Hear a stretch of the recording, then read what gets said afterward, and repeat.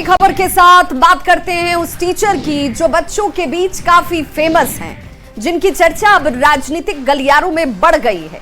CM Nitish Kumar से मुलाकात के बाद कई तरह के कयास अब लगाए जा रहे हैं। तो अब सवाल ये उठ रहा है कि क्या खान सर अब राजनीति पढ़ाते पढ़ाते खुद राजनीति करेंगे?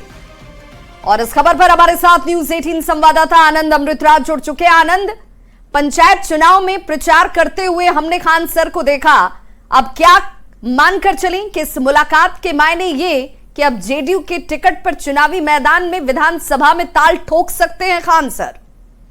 देखिए, एक कहा जाता है ना विवाह की न इकरार किया ना इनकार, बिल्कुल वैसे ही तर्ज पे खान सर से जब ये सवाल पूछा गया था तो खान सर ने कहा कि वो अपना काम बखूबी कर रहे हैं, वो जो शिक्षा देने का काम उनका वो कर रहे हैं, और अगर हम चुनाव लड़ेंगे तो पढ़ाएगा कौन।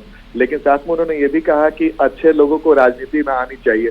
जाहिर सी बात है विवाह की इस मुलाकात के बाद कई तरह के अर्थ लगाए जाते हैं, लेकिन जो जानकारी मिल रही है कि खान सर ने शिक्षा व्यवस्था को बेहतर करने के लिए नीतीश सरकार जो कदम उठा रही है उसका उन्होंने न सिर्फ सराहना किया बल्कि दरोगा और शिक्षक जैसे परीक्षा को लेकर जो नए नए बदलाव किए जा रहे हैं उसका भी समर्थन किया और सुझाव भी दिया।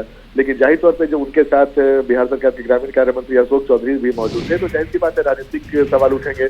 और इसी वजह से मैं आपको बताने की कोशिश कर रहा हूँ, खान सर को लेकर काफी चर्चा होती है। खान सर बिहार के चर्चित शिक्षक रहे हैं और उनका एक अपना लोकप्रियता रही है, तो जाहिर सी बात है कोई भी पार्टी चाहे कि उनकी लोकप्रियता को भुनाया जाए। और हम लोगों ने कई बार देखा है कि कई बार ऐसे चर्चित शख्सियत को चुनाव में राजनीतिक पार्टियां लड़ाती आई है, लेकिन फिलहाल खान सर ने आनंद, लेकिन ये मुलाकात जिसके बाद चर्चा गर्म है, इससे पहले जहां तक याद आता है मुझे, उन्होंने प्रशांत किशोर की भी कई जगहों पर बड़ी प्रशंसा की। उन्होंने कहा कि उनके पास एक विजन है, कुछ बदलाव करना चाहते हैं, अच्छे लोगों को राजनीति में लाना चाहते हैं। उस वक्त भी कयास लगाए गए थे कि राजनीति में कहीं पदार्पण तो नहीं करने वाले हैं खान सर।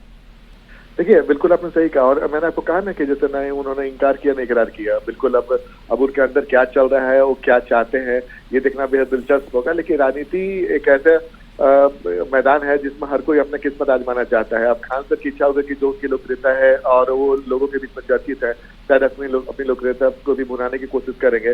फिलहाल उन्होंने एक बहुत इंटरेस्टिंग जवाब दिया है कि अगर राजनीति में अच्छे लोगों को आना चाहिए। अब अच्छे लोगों को आना चाहिए में तो बिल्कुल अच्छे लोगों को राजनीति में आना चाहिए। तो देखना होगा कि आने वाले वक्त में कहीं खान सर भी तो राजनीति में नहीं आने वाले हैं।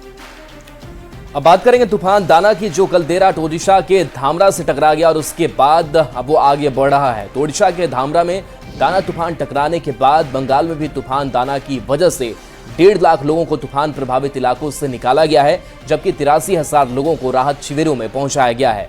सीएम ममता बनर्जी भी हालात पर पूरी तरह से नजर बनाए हुए हैं। सीएम ममता बनर्जी ने भी रात भर कंट्रोल रूम में रहकर हालात का जायजा लिया और अफसरों को लोगों की मदद के लिए निर्देश दिए।